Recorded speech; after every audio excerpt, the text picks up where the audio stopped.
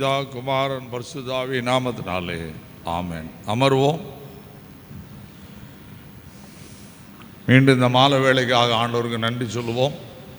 கிருபையாக நம்மை ஆண்டவர் இது மட்டும் பாதுகாத்திருக்கிறார். கர்த்தரை ஸ்தோத்திரிப்போம். இந்த ஆராதனையிலும் வந்து ஆண்டவரை மகிமைப்படுத்த கர்த்தர் கொடுத்த நல்ல இரக்கங்களுக்காக ஆண்டவருக்கு நன்றி. வந்திருக்கிறவங்க யாவரையும் வாழ்த்தி வரவேற்கிறோம். கர்த்தர் நம்ம ஒவ்வொருவரையும் ஆசீர்வதி கிருபையினாலும் இரக்கங்களினாலும் முடிசூட்டுவாராக. இந்த நாளிலே ஆண்டவர் தெக்கப்போலி கிராமங்கள், மறுபடியும் புறஜாதிகள் நிறைந்த ஒரு பகுதியிலே வாழ்கிறார். கடந்த வாரத்தில் புறஜாதிகள் மத்தியில் ஆண்டவர் செய்த அற்புதத்தை தியானித்தோம். அதை ஒட்டி தான், அதுக்கு அடுத்த பகுதி தான் இந்த சம்பவம் நடக்கிறது. மத்தேயு 15ஆம் அதிகாரத்தில் அதுக்கு விளக்கம் இருக்கிறது. ஆனால் அங்கே 3 வசனம் தான் சொல்லப்பட்டிருக்கிறது. இது கொஞ்சம் விளக்கமாக எழுதியிருக்கிறார். தெக்கப்போலி கிராமங்களிலே ஆண்டவர் சுற்றி வருகிறார். ஆண்டவர் அங்கே 3 நாள் போதிக்கிறார்.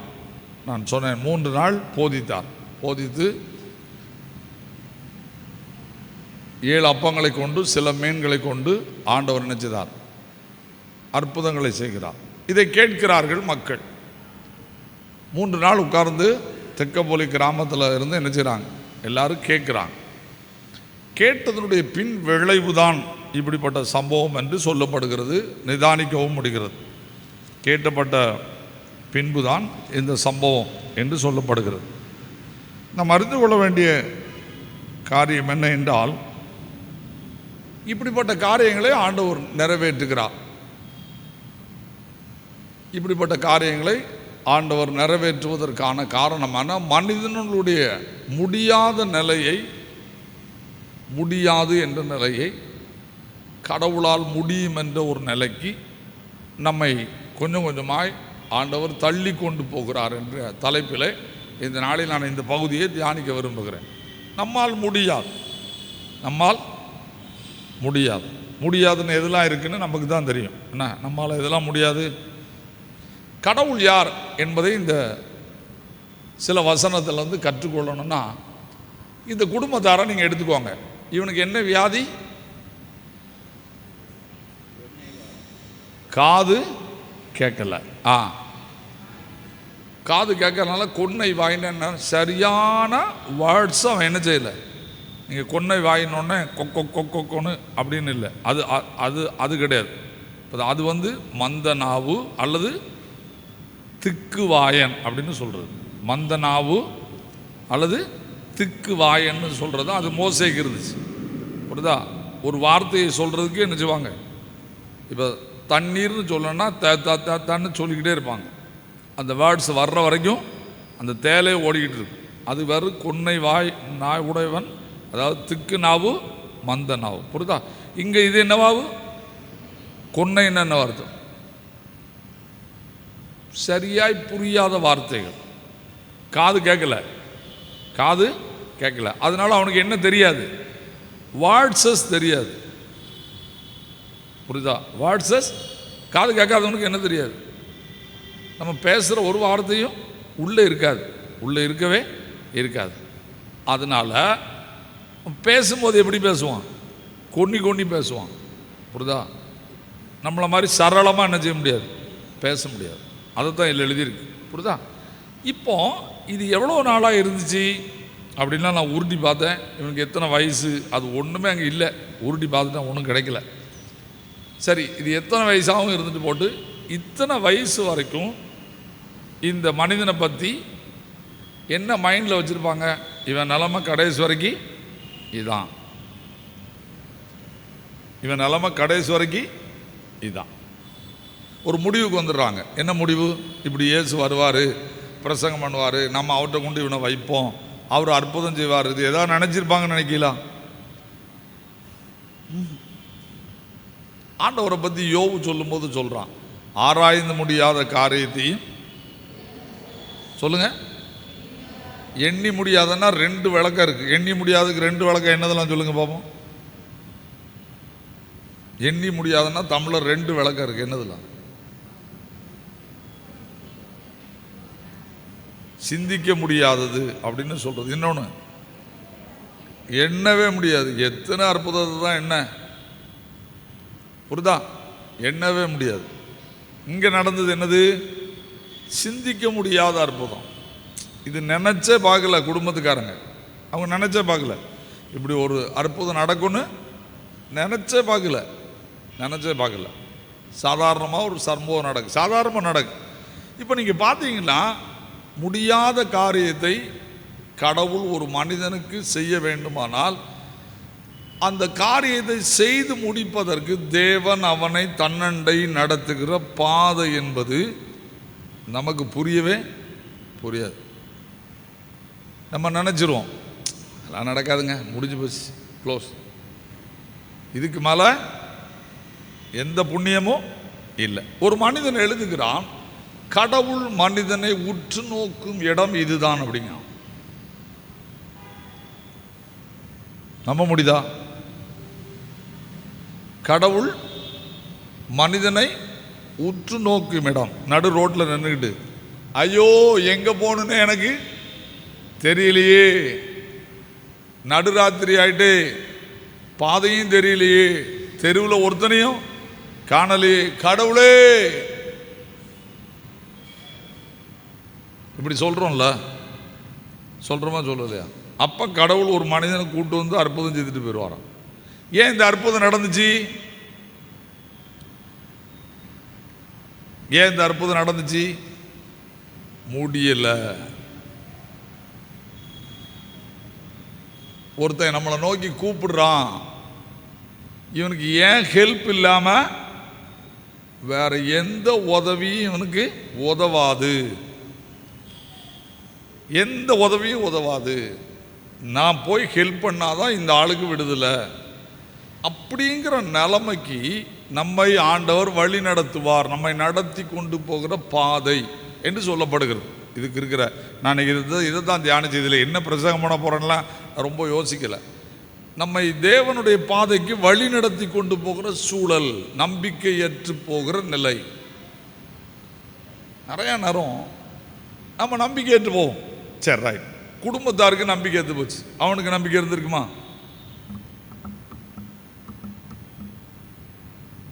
நீங்கள் பார்க்கும் போதே ஒரு சம்பவத்தை பார்க்கும்போது 3 விதமாவது பாருங்கள். முதல்ல மனிதன், ரெண்டாவது ஃபேமிலி, மூணாவது சமுதாயம். 3ஐயும் பார்க்கணும் என்ன? 3ஐயும் பார்த்தா சில காரியத்தை ஆழமாக படிக்கலாம். இப்போ ஃபேமிலியை சொல்லிட்டேன், எந்த நம்பிக்கையும் இல்லை. இப்போ அவனுக்கு நம்பிக்கை இருந்திருக்குமா? தனக்கு ஒரு அற்புதம் நடக்குன்னு நினைக்குமானா? சரி, இப்போ நீங்கள் சொல்லுங்கள், இப்போ என்னைக்காவது ஜெபம் பண்ணியிருப்பானா?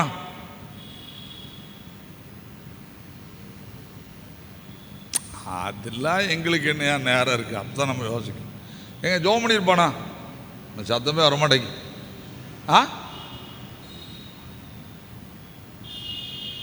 ஜெபம் பண்ணியிருப்பான், மனசளவில் என்ன செய்யிருப்பான்? எத்தனையோ நாள் அழுதுருப்பான். எல்லாரும் எங்கள் வீட்டில் நல்லா இருக்காங்க, நான் மட்டும் இப்படி இருக்கேன். கடவுளையா நீ இப்படி படைச்சாரு? சரி, ட்ரை பண்ணியிருப்பானா?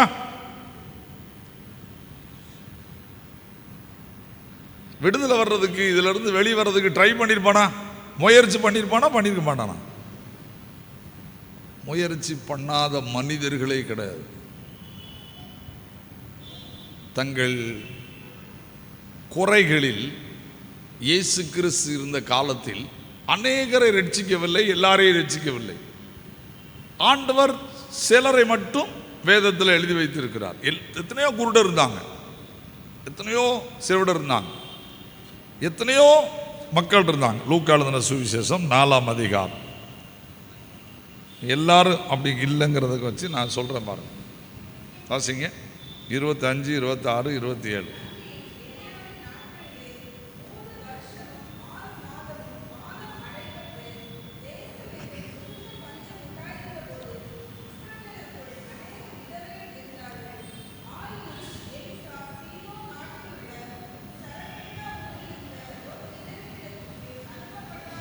என்ன சொல்றாரு? 3.5 வருஷம் என்ன வந்து போச்சு? பஞ்சம். 3.5 years பஞ்சம் வந்துடுச்சு. இந்த பஞ்சத்தில் எலியா ஆண்டவரால் முதல்ல போஷிக்கப்படுறார். இப்போ திரும்பவும் ஆண்டவர் அவரை போஷிக்கணும். அவர் நினச்சிருந்தா இந்த 3.5 வருஷமும் எங்கே வச்சே சாப்பாடு கொடுத்துருக்கலாம்.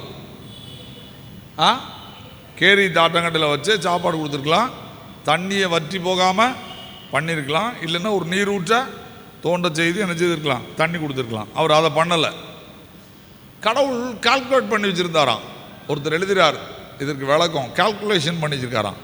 இந்த அம்மா இருக்குல்ல, விதவம்மா, ஒரு பையனை வச்சுக்கிட்டு ஐயோ எத்தனை நாள் ஓடுதோ தெரியலையே, நாளைக்கு பஞ்சம் போயிருமா, மழை வந்துருமா அப்படின்னு பல முறை வானத்தை எட்டி பார்த்துருக்குமா. சொல்கிறது உங்களுக்கு புரியுதா? ஏன்னா தான் சாவது பெருசு இல்லை, தான் குழந்தையும் சாக வேண்டியிருக்கு. ஏற்கனவே புருஷனை இழந்துட்டா, இப்போ தனிமை. புரியுதா? யாரால் ஆறுதல்? இந்த பையனால். இவனையும் சாக கொடுக்கணுமா? ஒருவேளை நீங்கள் கேட்கலாம், நீங்கள் நிறைய பேர் யோசிக்கீங்க. ஏன்னா இந்த பஞ்சத்தில் நிறைய பேர் எஸ்கேப் ஆகிட்டாங்க. ஊரை விட்டு வீட்டை போட்டு நிறைய பேர் ஓடிட்டாங்க. ஏன்? இங்கே இருந்தால் பிழைக்க முடியாது. காத்திருந்தாங்களாம், கடவுளேன்னு கூப்பிட்டாங்களாம், கடவுளே அற்புதம் செய்யுன்னு சொன்னாங்களாம், எங்களுக்கு இறங்குன்னு கெஞ்சினாங்களாம். ஆனால் என்ன செய்ய முடியல, தாக்கு பிடிக்க முடியல. கால்குலேட் பண்ணி பார்த்தாங்க, 20 நாள் தான் சாப்பாட்டுக்கு வழி இருக்குது. இப்போவுமே எளிமையாக என்ன செய்வோம், வெளியே போய் இதை தாண்டிடுவோம். இந்த 20 நாள் சாப்பாடை வச்சு கொஞ்சம் சாப்பிட்டு அந்த ஏரியாவில் வீடு வீடு பார்த்து உட்கார்றதுக்கு என்ன ஆயிரும், ஒரு 20 நாள் ஆயிரும் அப்படின்னு சாப்பாடு இருக்கிற வரைக்கும் சாப்பாடை கால்குலேட் பண்ணி வெளியே போயிட்டாங்களாம். ஒரு சிலர் எவ்வளோ நாள் பஞ்சோன்னே தெரிய மாட்டேங்குன்னு ராஜாட்ட போய் முறையிட்டு இருப்பாங்களாம். ராஜா எனக்கே தெரியாது அப்படின்னாலாம். சிலர் ராஜா வாசலில் அழுதாங்களாம், ஐயா எங்களுக்கு என்ன இல்லை சாப்பாடு இல்லை. அவன் சொன்னா, நானே 4 குதிரைக்கு தானே வச்சுருக்கேன், சாப்பாடு வச்சுருக்கேன், எல்லாம் முடிஞ்சு போச்சு, ஏன் கதையே வண்டியில் ஓடிக்கிட்டு இருக்கு, நான் என்னையா பண்ணேன் அப்படின்னா அப்படி அழுதுகிட்டு இருந்தாங்களாம். இந்த சூழலில் எல்லாரும் இடத்த காலி பண்ண ஆரம்பிச்சிட்டாங்க. ஆனால் இந்த அம்மா கடைசி வரைக்கும் எதை காலி பண்ணலை, சத்தமே வர மாட்டேங்க. அந்த அம்மாவை ஏன் ஸ்பெஷலிஸ்ட்டாக ஆண்டவர் சொல்கிறார் தெரியுமா? சும்மா ஒன்றும் எழுதலை. அந்த அம்மாவை பற்றி பெருமையாக, அந்த அம்மா இறந்து போன பிறகு கிட்டத்தட்ட 1000 கணக்கு வருஷத்துக்கு பின்னால் இயேசு வெளிப்படுத்துகிறார். ராஜாக்கள் காலத்தில் நடந்ததை இப்போ இயேசு சுவிசேஷ காலத்தில் சொல்கிறார், தாங்காலத்தில் பேசுகிறார். என்ன அர்த்தம் அப்படின்னு பார்த்தீங்கன்னா, இந்த அம்மா தான் வீட்டை விட்டு போகணுன்னு நினைக்குது. எங்கே போவ, வழி இல்லை, எனக்கு ஆதரவு இல்லை, என்னை யாரும் ஏற்றுக்கொள்வார் இல்லை.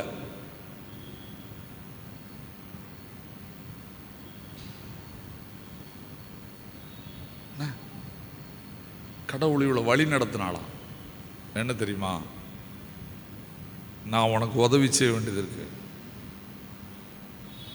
என்ன இல்லாமல் உனக்கு இந்த ஹெல்ப் யாருமே பண்ண முடியாது. நான் அதை ரொம்ப கற்பனை பண்ணி, நான் சொல்லாத அதை ரொம்ப கற்பனை பண்ணி பேசுவேன். எனக்கு இந்த கற்பனை திறன் கொஞ்சம் ரொம்ப வரும். என்ன கற்பனை பண்ணி பேசுவேன். ஒரு அப்பத்துக்கு தான், சத்தம் மட்டும் சொல்லுங்க, எத்தனை அப்பத்துக்கு? முந்தின நாள் ராத்திரி தூங்கி இருக்குமா?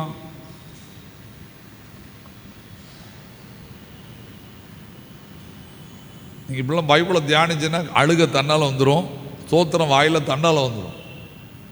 முந்தின நாள் தூங்கி இருக்குமா? சத்தம் வர மாட்டேங்குது. யாரை பார்த்து அழுதுருக்கும்? உள்ளதை சொல்லணும். அவன் தூங்கியிருப்பானா? இன்னும் சத்தமாக வர மாட்டேங்குது. அவன் தூங்கியிருப்பான், ஏன்னா அவனுக்கு என்ன ப்ராப்ளம், அவனுக்கு ஒன்றுமே தெரியாதுங்க. நான் சொல்கிறது புரியுதா? நம்ம வீட்டில் திடீர்னு சண்டை போட்டால் யார் முதல்ல தூங்குறது? புருஷனை பொண்டாட்டியா?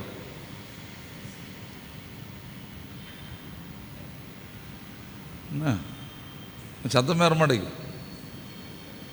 எங்கள் வீட்டில் சண்டை போட்டியா ராத்திரி, தூங்குறது யார் முதல்ல? உள்ளதை சொல்லணும். தூங்குறது முதல்ல யார்?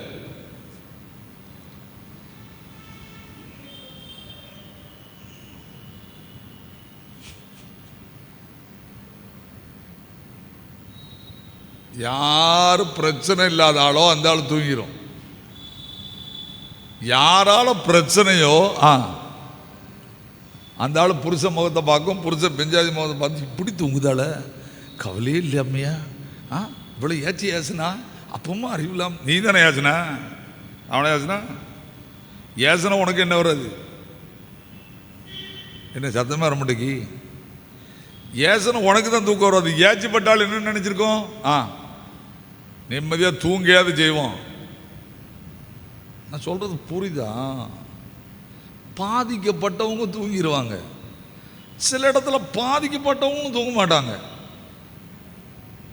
பாதிச்சாலும் தூங்க மாட்டாங்க, பாதிக்கப்பட்டவங்களும் தூங்க மாட்டாங்க. ஏன் தெரியுமா? காயம் 2 பேருக்கும் சேமா இருக்கான். சைக்காலஜி இதை வச்சு தான் கண்டுபிடிப்பான்றான். 2 பேருக்கும் பாதிப்பு ஒன்று போல இருந்தால் 2 பேருமே தூங்க மாட்டாங்களாம். சீக்கிரம் சமாதானம் ஆகிறதுக்கு வழி, இல்லைன்னா மறுபடியும் சண்டை போடுறதுக்கு வழி அதான்றான். 12 மணிக்கும் சண்டை போடுவாங்களா? ராத்திரி கதவை பூட்டிடுவாங்களாம், ஜன்னலை வச்சுலாம் பூட்டிட்டு சண்டை போடுவாங்களாம். சொல்கிறது புரியுதா? சண்டையின் உச்ச கட்டம் இயேசுவேன்னு தேடுவாங்களாம். நீங்கள் சில நேரம் சைக்காலஜியாக பைபிளை படிச்சிங்கன்னா சிரிப்பாக இருக்கும். லூக்கா 10ஆம் அதிகாரத்தில் என்ன சண்டை ஓவராக போடணும்னு மார்த்தாள் காத்துக்கிட்டு இருக்கா. இப்போ அவளுக்கு கோவம் யார் மேலே வந்துச்சு? பிரசங்கம் பண்ண இயேசு கிறிஸ்து மேலேயா மரியா மேலேயா? சத்தம் போட்டு சொல்லுங்க. 2 பேர் மேலேயும் வந்துச்சு. வெடிச்சிட்டா, பிரச்சனை முடிஞ்சு போச்சு. நம்முடைய வாழ்க்கையில் கடவுள் நம்மை வழி நடத்துகிற பாதை தன்னை நோக்கி கூப்பிடு. என்னை கூப்பிட்டு தான் ஆகணும், வேற வழி இல்லை. நான் கடவுள். இப்போ இந்த அம்மா ராத்திரி அழுதுருக்கும், புரண்டிருக்கும். கடவுளே, நீ ஒருத்தர் இருக்கியா? இவனை சாக கொடுக்கணுமானா? என் புருஷனை தான் சாக கொடுத்தேன்.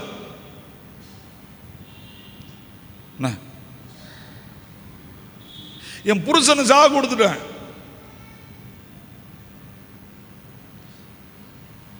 இவனையும் நான் சாக கொடுக்கணுமா? ஒரே ஒரு அப்பா இருக்கு. சரி, நோ ஆன்சர். அவளுக்கு தெரியாது. காலையில் எலியா வருவான், பேசுவான், தெரியாது. அவளுக்கு தெரியாது.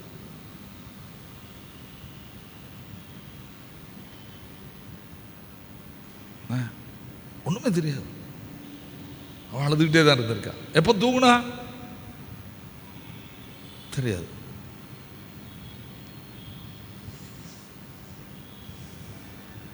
இவன் எத்தனை நாள் அப்படி இருந்திருப்பான்?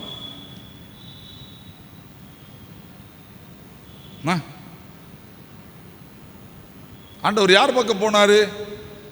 இங்கதான் போனாரு. நம்பி நம்பி ஏமாந்து ஏமாந்து அழுது அழுது அழுது அழுது கரைந்த வாழ்க்கை, நம்பிக்கையற்ற வாழ்க்கை. இன்னும் பண்ண முடியல, முடிஞ்சு போச்சுடா, ஃபினிஷ்ட். அவ்வளோதான், சாகிற வரைக்கும் இதுதான். நீங்கள் இந்த தலைப்பில் மட்டும் பைபிளில் அற்புதத்தை பாருங்கள், உங்கள் கண்ணில் இருந்து தார தாரைய தண்ணீர் விட ஆரம்பிச்சு. எல்லாம் முடிஞ்சு போச்சு, இனிமேல் இவ்வளோதான் அப்படிங்கிற இடத்துக்கு நம்ம போகிற நேரம்லாம் நம்மளை அறியாமல் கண்ணில் என்ன வரும்? கண்ணீர் வரும்.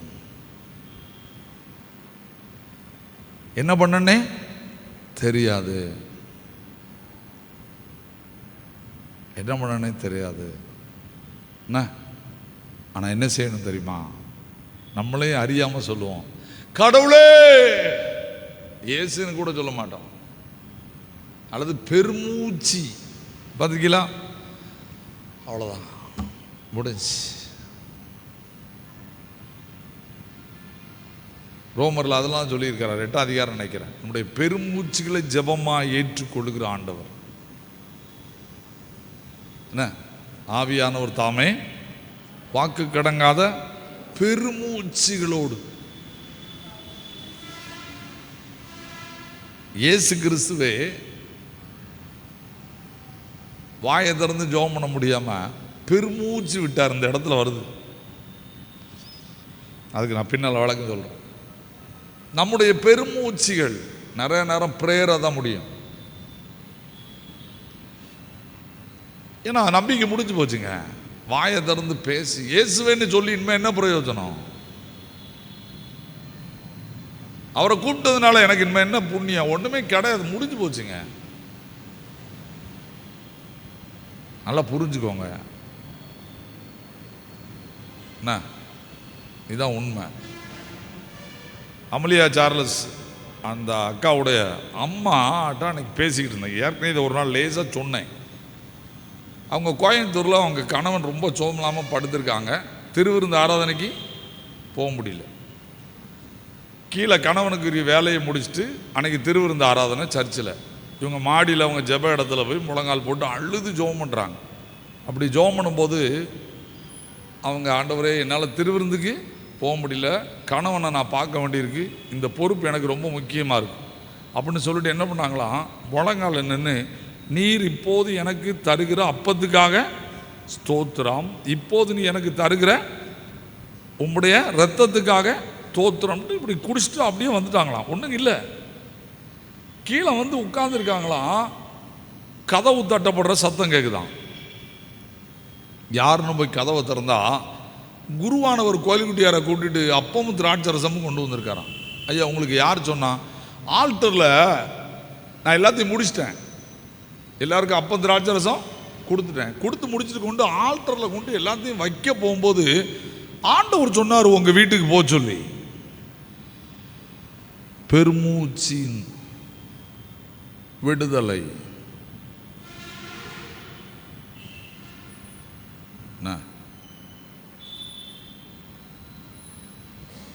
எனக்கு ஆச்சரியமா இருந்துச்சு.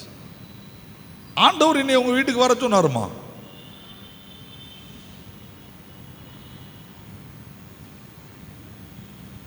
வாழ்க்கையை புரிஞ்சுக்கோங்க. முடியலையா? ஜோமே பண்ண முடியலையா? பெருமூச்சு வானத்தை பார்த்து விடுறோமா? அவர் பார்த்துட்டே இருக்காரு, அவர் பார்த்துட்டே இருக்கார். நானே உன் பரிகாரியாகிய கர்த்தர், நானே உன் பரிகாரியாகிய கர்த்தர்.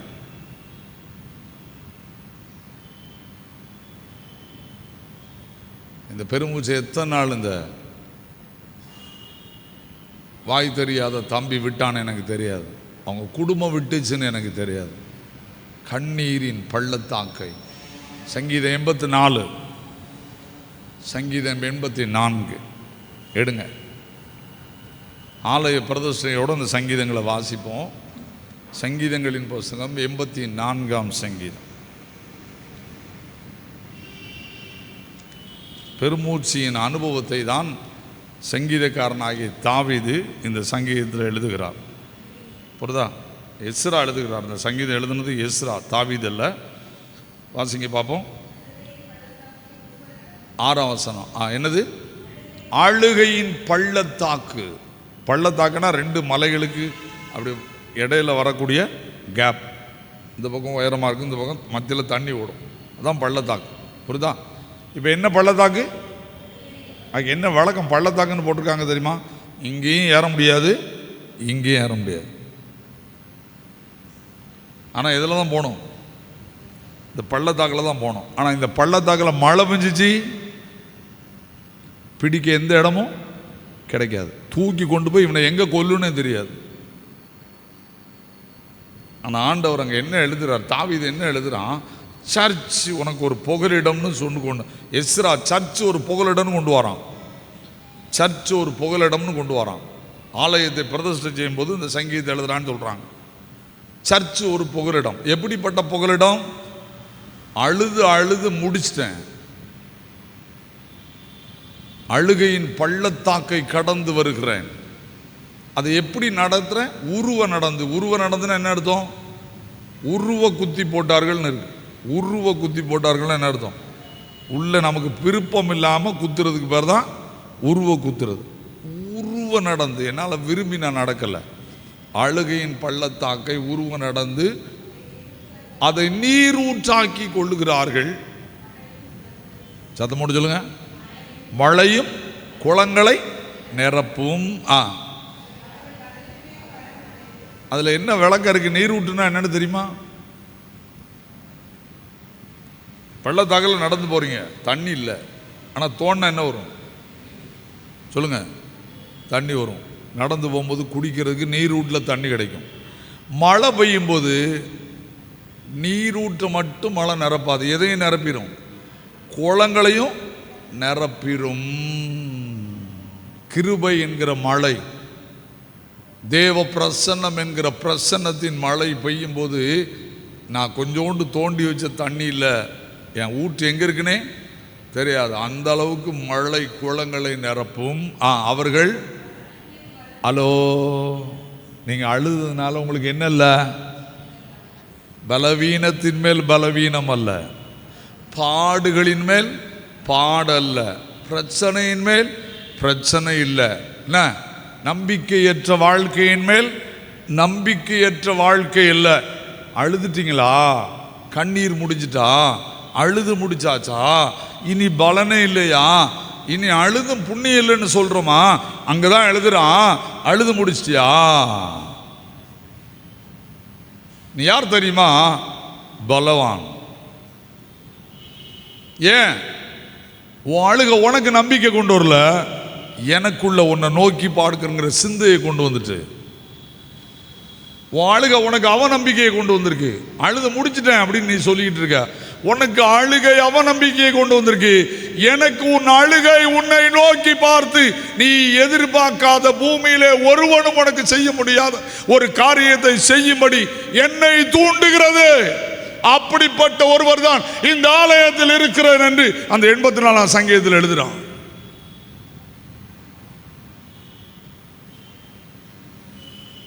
உன் அழுகை வெறுமையானதல்ல, உன் கண்ணீர் வெறுமையானதல்ல, உன் பெருமூச்சு வெறுமையானதல்ல, நீ முடியாது என்று சொல்லுகிற அந்த வார்த்தை வெறுமையானதல்ல, என்னை அசைக்கிற வார்த்தைகள்.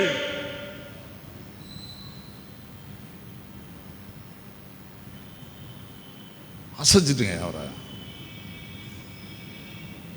பலத்தின் மேல் பலனடைந்து, சீயோன்னா ஆலயம், தேவ சந்நிதியிலே காணப்படுவார்கள்.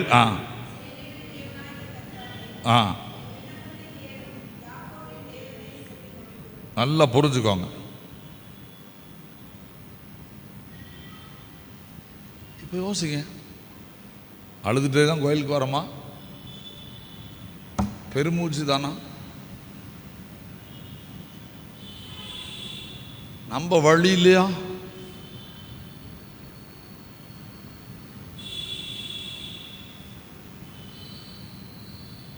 பயப்படாதீங்க. கண்ணீர் முடிஞ்சு போச்சா?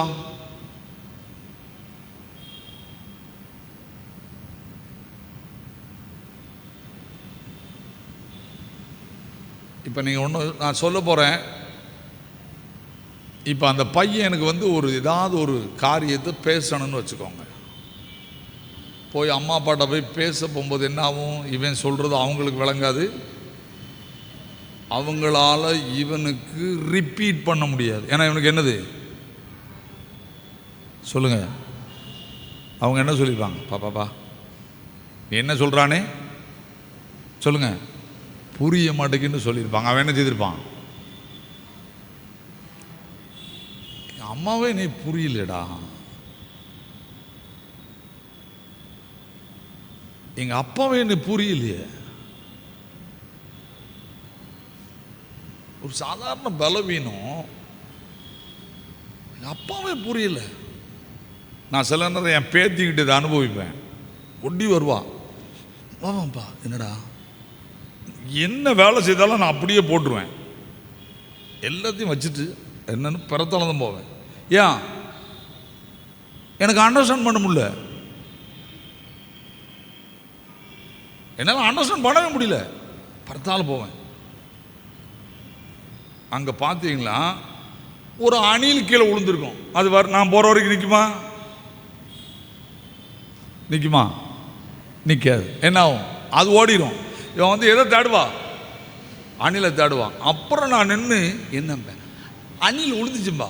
இப்போ எனக்கு புரிஞ்சுக்கிட்டு, ஏன் அந்த ஸ்பாட்டுக்கு நான் வந்த உடனே எனக்கு என்னென்னு புரிஞ்சிச்சு. வீட்டுக்குள்ளே இருந்தால் வேலை நான் பிடிச்சி திட்டு தான் செய்திருப்பேன். என்னையா புரிந்து கொள்ள வேண்டியது? நான் என்னை புரிய வைப்பதற்கு பலவீனர்கள் முயற்சி பண்ணினால் பலவீனனோடு நான் சென்று என்னுடைய பணியை நிறுத்தி புரிய வேண்டிய கட்டாயத்தில் நான் இருக்கிறேன் என்றால் என்னை உண்டாக்கின என் ஆண்டவர்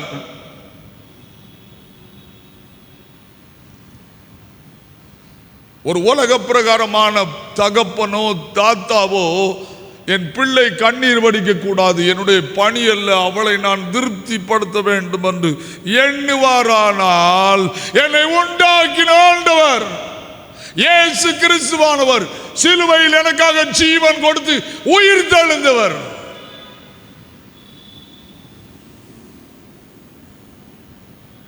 தான் வேலையெல்லாம் போட்டு யாரோ என்னை நோக்கி கூப்பிடுறாங்கடா, அவருக்கு விளங்கும், இறங்கி வராரு. அதான் இந்த சம்பவம்ன்றான்,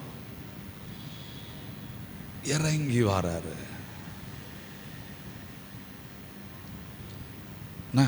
பொல்லாதவர்களாகிய நீங்கள் உங்கள் பிள்ளைகளுக்கு நல்ல ஈவுகளை கொடுக்க அறிந்திருக்கும் போது பரமபிதாவானவர் தம்மை நோக்கி வேண்டிக் கொள்ளுவர்களுக்கு நன்மையானவைகளையும் பரிசுத்த ஆவியையும் கொடுப்பது அதிக நிச்சயம் அல்லவா? நாமே நம்முடைய பிள்ளைகளுக்கு நல்ல ஈவை கொடுப்போமானால்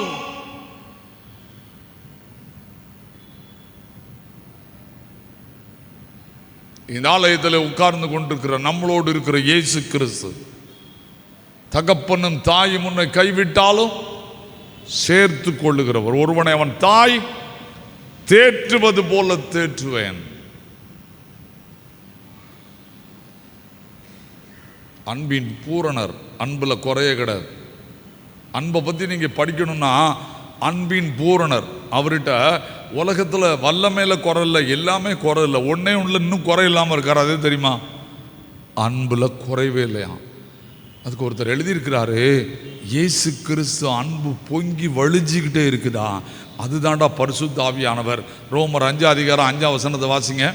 இயேசு கிறிஸ்துவின் அன்பு பொங்கி கொண்டே இருக்கான். அன்பில் பூரணர் அல்ல, அன்பில் பூரணர் ஆகி கொண்டே இருக்கிறவர் என்று எழுதியிருக்கிறான். அன்பில் பூரணர்னா நிறைஞ்சு நின்றோம், இது அப்படி இல்லை, நிறைஞ்சாலும் நிற்காது, பூரணர் ஆகி கொண்டே இருக்கிற ஆண்டவர். வாசிங்க ரோமர் 5:5. மேலும் நமக்கு அருளப்பட்ட பரிசுத்த ஆவியினாலே தேவ அன்பு நம்முடைய இருதயங்களில் ஊற்றப்பட்டிருக்கிறபடியால் அந்த நம்பிக்கை நம்மை வெட்கப்படுத்தாது. நமக்கு தலை குனிவே கிடையாது.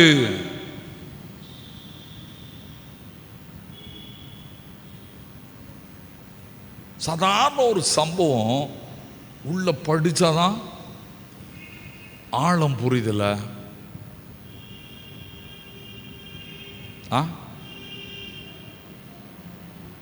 பயப்படாதீங்க,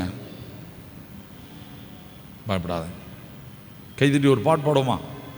காலமெல்லாம் உடனிருந்து கரம் பிடித்து நடத்தி செல்வார். காலமெல்லாம் உடனிருந்து கரம் பிடித்து நடத்தி செல்வார். கண்ணீரெல்லாம் துடைப்பார், கண்ணீரெல்லாம் துடைப்பார். உன்னை கண்மணி போல் காத்திடுவார், என்னை கண்மணி போல் காத்திடுவார். கலங்காதே கலங்காதே, கர்த்தர் உன்னை கைவிட மாட்டார். கலங்காதே கலங்காதே, கர்த்தர் என்னை கைவிட மாட்டார். இப்ப அந்த பகுதிக்கு வாங்க. இந்த நிலையில இவன் எங்க இருக்கிறான்? 31 வாசிக்க.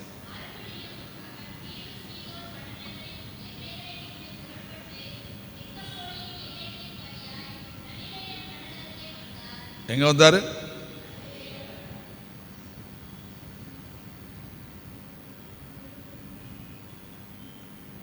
கடற்கரை ஓரத்துக்கு வந்து உட்கார்ந்துட்டு இருக்காரு. கடல் அருகே வந்து உட்கார்ந்துருக்காரு. அவர் எதுக்கு வந்தாருன்னு எனக்கு தெரியாது. புரியுதா? இப்போ மற்ற 15ஆம் அதிகாரத்துக்கு வாங்க. 29, 30, 31 வாசிக்கணும்.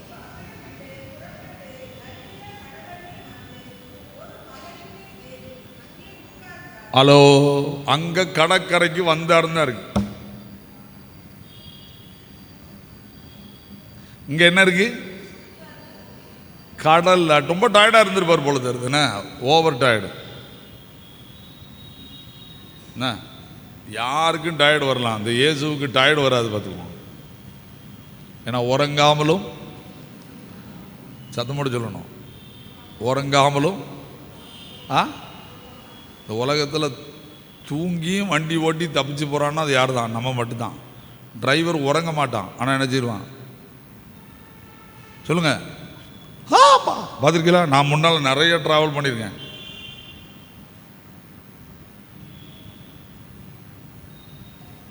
ஆனால் அவர் கண்ணு கூட அசர மாட்டார், கண் அசர மாட்டார்.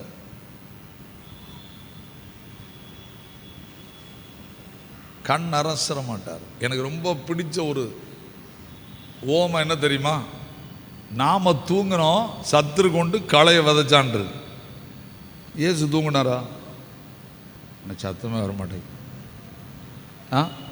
இந்த தூக்கங்கிறத எடுத்து பிரசங்கம் பண்ணால் நிறைய நாள் பண்ணிக்கிட்டு இருக்கலாம். நான் ஒரு நாள் ஆண்டவரை கேட்டேன், ஆமாம் நான் தூங்கிட்டேன், டயர்டாகி போச்சு, களையை கொண்டு விதைக்காமலா, நீர் தடுத்துருக்கலாம்ல? நீங்கள் இப்படிலாம் கேட்க மாட்டேன்னா? என் ஆண்டவர் எனக்கு என்ன சொன்னார் தெரியுமா? உன்னை பற்றி உனக்கே கவலை இல்லாமல் தூங்கிட்டு இருக்க, உன்னை பற்றி உனக்கே கவலை இல்லாமல் தூங்குனேன்னா நீ கவலைப்படாட்டா என்னால் உனக்கு அணைச்சிக்க முடியாது, கவலைப்பட முடியாது. களையை வதச்சிட்டான்ல, முளைக்கிட்டல, கொஞ்சம் கஷ்டப்படுது. என்ன செய்யும்? தண்ணி 2 மணி நேரம் தண்ணி பாய்க்கணும், நம்ம 3 மணி நேரம் பாய்க்கணும். ஏன்? இந்த சத்தமே வரமாட்டேங்கி. இந்த ஓமையில் பின்னால் இருக்கிற பிரச்சனை என்ன தெரியுமா? 1/2 கிலோ உரம் போடணும்னா 1 கிலோ உரம் போடணும். ஏன்னா எதுக்கும் சேர்த்து போடணும். இந்த சத்தமே வரமாட்டேங்கி. இப்போ எங்கள் ஐயர்வாளுக்கு பிரச்சனை என்ன தெரியுமா? சபையில் எதெல்லாம் மலிஞ்சு கிடக்கு, நம்ம பேச முடியல. விவரமாக புத்திசாலி ஆட்கள். அவர் களன்னு சொன்னது யார? பரிசேயரையும் சதுசேயரையும். புரிதா? அவர் களன்னு சொல்லுது. பிதா நடாத நாற்றுன்னு அவங்கள பார்த்து பரிசேயரை பற்றி சொன்னார். பிதா நடாத நாற்றுன்னு சொன்னார். இந்த களெல்லாம் ரசிக்கப்படாது, அப்பப்போ வந்து சேர்ந்துக்கிடும். கல்யாணத்துக்கு கிறிஸ்தவத்துக்கு போனால் துண்டு கிடைக்கணும், வந்து சேர்ந்துக்கிடும். இந்த களை பூரா உள்ளே உட்காந்துக்கிடும். இப்போ யாருக்கு பிரச்சனை தெரியுமா? பிரசங்கம் பண்ணுறவனுக்கு பிரச்சனை. ஏன்? சத்தமடைக்கு உரம் போட்டால் யாருக்கு மட்டும் போட முடியல, பயிருக்கு போட்டால் சிறு சிறு வந்து இப்போ யாருக்கு சேர்த்து போட வேண்டியிருக்கு. இப்போ ரொம்ப வளருது. இது சண்டை போடுறவன் தான் கோயிலில் ரொம்ப வளருவான். சொல்றது புரியலையோ? யார் போட்ட உரத்தில்?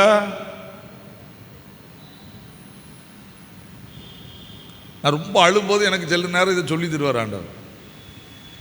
நீனும் நானும் சேர்ந்தான்ல உரம் போட்டோம்.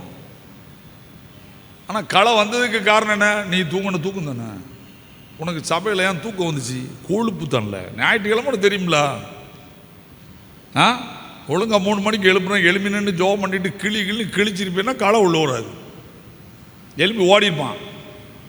நீ அங்கே வந்துக்கிட்டு தாளாட்டு, கர்த்தர் உன்னை கைவிட மாட்டார்னா இப்போ நான் அங்கே தான் உள்ள உட்காந்துருப்பான். கொல்ற நேரம் கொல்லுடா.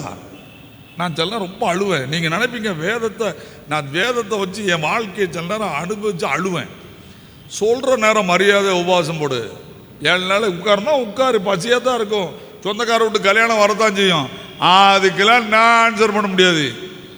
கல்யாணத்தில் சோறு மாட்டேன் அப்படின்னு சொல்லிட்டு போடா, உட்காந்து ஜோம் பண்ணு.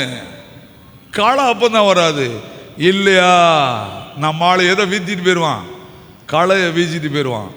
தெபோரால் ஜப கூட்டம் இருந்தாலும் சரி, எஸ்தர் ஜப கூட்டம் இருந்தாலும் சரி, நீங்கள் ஜபம் பண்ணுற ஜபம் களைக்கு சேர்த்தான். ஜாக்கிரதை சொல்லிவிட்டேன். பிடுங்குனா எதுவும் சேர்ந்து பிடிக்கிறோம். இந்த சத்தம் போட்டு சொல்லுங்க. அறுப்பு மட்டும் வளர விடு. Damage, waste energy. சபைகள் இன்னைக்கு எனர்ஜியை போதகர் யாருக்கு தான் கொடுத்துக்கிட்டு இருக்கான்? இப்போ ஒருத்தன் எழுதியிருக்கான், போதகரே கலையாக தானே இருக்கான்ட்டான். ஒருத்தன் எழுதியிருக்கான், நல்ல அழகாக எழுதியிருக்கான். கலை ஒரு காலம் யாராக இருந்தா? சபையாராக இருந்தாங்க. ரட்சிக்கப்பட்டவன் சபையில் போதகராக இருந்தான். இப்போ கலையே யாராக தான் இருக்கா? போதகரே கலையாக தான் இருக்கா. அதனால எனர்ஜியே வராது அப்படின்ட்டான். அதெல்லாம் புரிஞ்சுக்கோங்க. ரொம்ப கஷ்டமாக இருக்குல்ல. தூக்கத்தை பற்றி எவ்வளோ யோசிக்க வேண்டியிருக்குன்னு பார்த்துக்காங்க. ஒரு சம்பவத்தை தொட்டால் தான் விளங்குது தூக்கம் எவ்வளோ பெரிய வில்லங்கணும். டயர்டு தூக்கத்தை உண்டு பண்ணிடும். ஆனால் அவர் அங்கே போய் உட்கார்ந்தாரு. வாசிங்க. சப்பானிகள்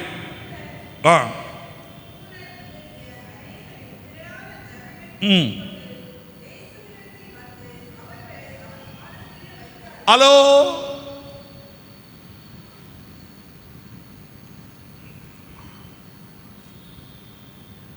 அவர் கடலுக்குள்ள இருக்காரு.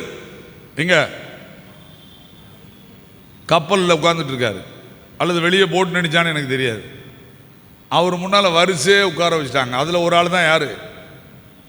இப்போ நாம் பார்த்துக்கிட்டு இருக்கோமே இந்த கொன்னை வாயுடையவனும் கண் காது கேட்காதவனும். அவர் பாதத்தில் உட்கார வச்சுட்டாங்க. எனக்கு என்ன ரொம்ப பிடிச்சது தெரியுமா? நிறைய பேரை சோகப்படுத்தினார். இவனை எப்படி சோகப்படுத்தினாரு? வாசிங்க பாப்போம். 33 மார்க்கு 7:33. நான் எதுக்கு இவ்வளோ அழுத்துறேன் தெரியுமா? ஸ்பெஷலிஸ்ட் இவன். நாள் யாரு? சத்தமே வரமாட்டேங்க. எல்லாரையும் கொண்டு ஒரு பாதத்தில் உட்கார வச்சாச்சு. எல்லாரையும் கண்ணு திறந்து காது போனால் என்ன செய்யிருக்கும்? போட்டிருக்கும். இவன் ரொம்ப நாளாக ஜோம் பண்ணிட்டான். இவனுக்கு நம்பிக்கையே இல்லை. இவர் என்ன செய்ய போறாரு அப்படின்னு நம்பிக்கிட்டு இருந்தானே எனக்கு தெரியாது. என்னமோ எல்லாருக்கும் ஜோகம், அது நமக்கு ஆகமானு பார்ப்போம். ஆனால் அவர் இவனை மட்டும் என்ன பண்ணுறாரு? போட்டை விட்டு எழும்பி நேர அவனை வந்து நீ கொஞ்சம் வா அப்படின்னாரு. யார? இந்த காது கேளாதவனையும் கொன்னை வாவுடையும் தனியே கூப்பிடுறாரு. கொஞ்சம் வா. வாசிங்க. எதை வச்சாரு? இப்ப எல்லாரும் யாரை பார்த்துருப்பாங்க? எல்லாருக்கும் சுகம் ஆயிட்டு, இவனுக்கு சுகம் ஆகலை. அதான் பிரச்சனைன்னு நினைக்கிறேன். அல்லது இவனை முதல்ல கூப்பிட்டாரான்னு எனக்கு தெரியல. எனக்கு என்னமே இவனை கடையில் தான் கூப்பிட்டுருப்பாரு. புரிஞ்சுதா? எலும்பி வந்து காதை தோடுறாரு. அவனுக்கு ஏதாவது விளங்கி இருக்குமா? சத்தம் வர மாட்டேங்கி. விளங்கி இருக்குமா? அவன் அவர்கிட்ட சொன்னானா எனக்கு காது கேட்கலன்னு சொன்னானா? எனக்கு வாட்ச் வர அவனுக்கு வாய் வரலன்னு சொன்னானா? அவங்க அம்மா அப்பா சொன்னாங்களோ? யாருமே சொல்லல. அவருக்கு தெரியும், நீ இவ்வளவு நாள் அழுதது எனக்கு தெரியும்டா, உன் காதை காட்டுன்னு காதல கை வைக்காரு. காதல கை வைக்காருங்க. என்ன அழகான ஆண்டவர். நான் அந்தரங்கத்தில் அழுகிற அழுகை யாருக்கு தெரியும்? இயேசுவுக்கு தெரியும். வெளியே சொல்ல முடியாம அழுதுகிட்டு இருக்கையா? காதல கை வச்சுட்டு என்ன செய்றாரு? இப்ப நான் ஒரு கேள்வி கேட்க போறேன். கொஞ்சம் அப்படி நின்று கற்பனை பண்ணுங்களேன். கீழே எல்லாரும் உட்கார்ந்துருக்காங்க. இவனை மட்டும் கூப்பிட்டு காதல கை வச்சாரு. அப்புறம் என்ன பண்றாரு? ஹலோ,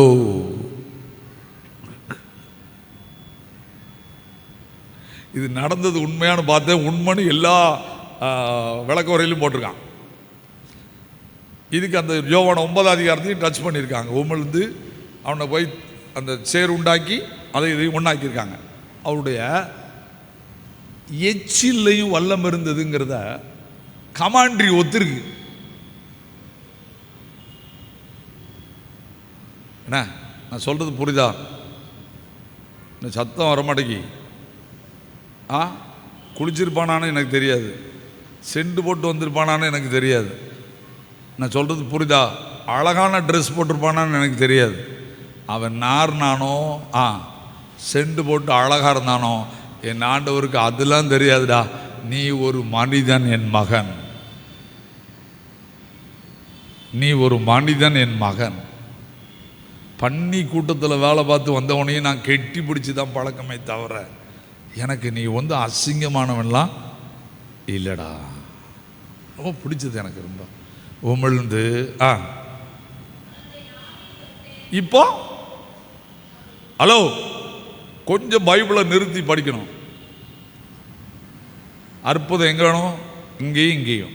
இங்கே உமிழ்நீர் காதை தொட்டுட்டார், இப்போ வாயை தொட்டார். எங்கே அற்புதம் நடக்கணுமோ அங்கே ரெண்டு பக்கமும் டச் பண்ணுறார். டச், அவனுக்கு நம்பிக்கை வர்றதுக்கு டச் பண்ணுறார். எங்க இப்போ அவனை பார்த்து உனக்கு சோமான்னு சொன்னா அவன் காதுக்கு என்ன செய்யாது, கேட்காது. அதனால அவர் ஜெபம் பண்ணல.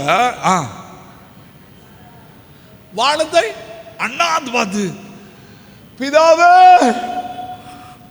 சூப்பரா இருக்கு சொல்லிட்டு, இது அரேமைய ஜொலியில சொல்றாரா எப்பத்தா, அவனுக்கு விளங்கி இருக்குமான்னு எனக்கு தெரியல. அதுக்கு அர்த்தம் என்ன? திறக்கப்படுவாயாக. திறந்தாச்சு. இப்போ நான் ஒரு காரியத்தை சொல்லி முடிக்க போறேன். வாயும் திறந்துட்டு, ஹலோ, இப்போ அவன் எதை வச்சு எனக்கு அற்புதம் நடந்துச்சுன்னு கண்டு பண்ணுவான்? வார்த்தையா காதா? அவனுக்கு டபுள் மிராக்கிள் நடந்திருக்கு. எந்த மிராக்கிள் அவனுக்கு அற்புதம் நடந்துச்சுங்கிறத உணர்த்தி இருக்கும்.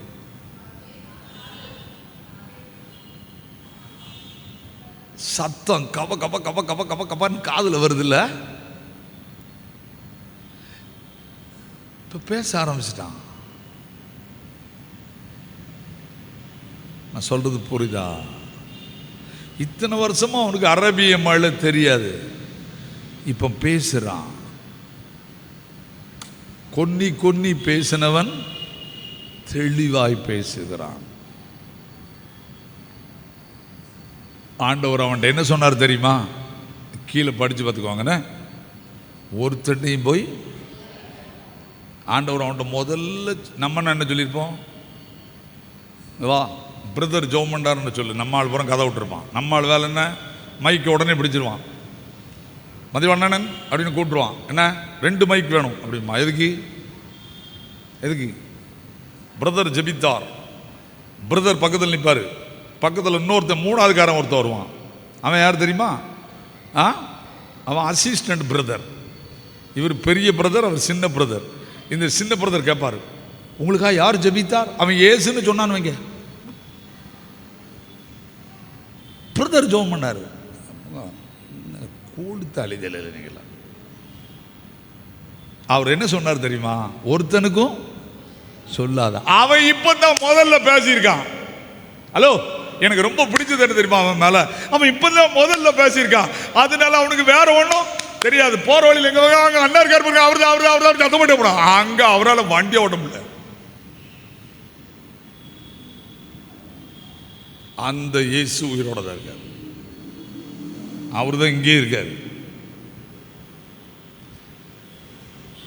முடியாம இருக்குமா? அவர் பக்கத்தில் கொஞ்சம் கொஞ்சமா வழி நடத்திட்டு வர்றார். உங்களை பத்தி அவருக்கு தெரியும். உங்களை தொட்டாதான் அற்புதம் நடக்கும்னு நீங்க நம்புறீங்களா? தொடவும் அவரால் முடியும். அவர் இறங்கி வருவார். அவர் அன்புள்ளவர். கண்களை மூடுவோமா? ஆண்டவரே, எந்த வழியிலையும் நம்பிக்கை இல்லை, முடிஞ்சு போச்சுன்னு சொல்லிக்கிட்டு இருக்கேன்.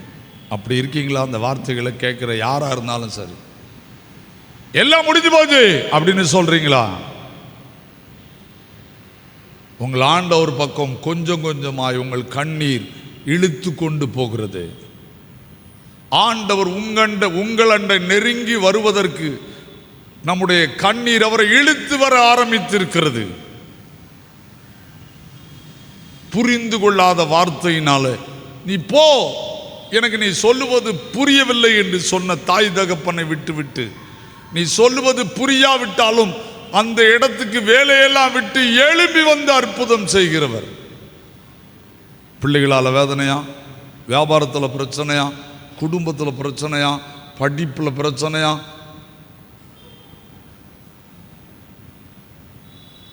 உங்களுக்கு பேச முடியாது, உங்களுக்கு காது கேட்காதுன்னு அவருக்கு தெரியும். இதுக்கு மேலே எனக்கு நம்பிக்கை இல்லை, இதுக்கு மேலே நான் நீர் என்ன சொன்னாலும், நீர் என்ன பிரசங்கம் பண்ணாலும் எனக்கு கேட்கறதுக்கு நம்பிக்கை இல்லைன்னு சொல்றீங்களா? செவிடனை போலதான் நீங்களும் உட்கார்ந்துருக்கீங்களா? அவர் உங்களை செவிடன்னு சொல்லல, உனக்கு புரியாது, உனக்கு நம்பிக்கை இல்லை, உனக்கு விசுவாசம் இல்லைன்னு எனக்கு தெரியும், அதனால தான் நான் பெருமூச்சு விடுறேன், எப்பத்தான்னு சொல்றேன்.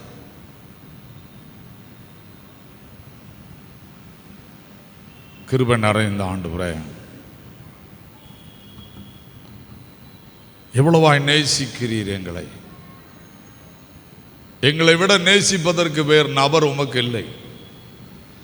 அதுவும் பலவீனமானவர்கள், முடியாதென்று சொல்லுகிறவர்கள், வாழ்க்கை முடிந்து போயிட்டு என்று சொல்லுகிறவர்கள், எல்லாம் முடிந்து போயிட்டு என்று அழுகிறவர்கள் உம்மண்டை வந்து கொண்டே இருக்கிறார்கள்.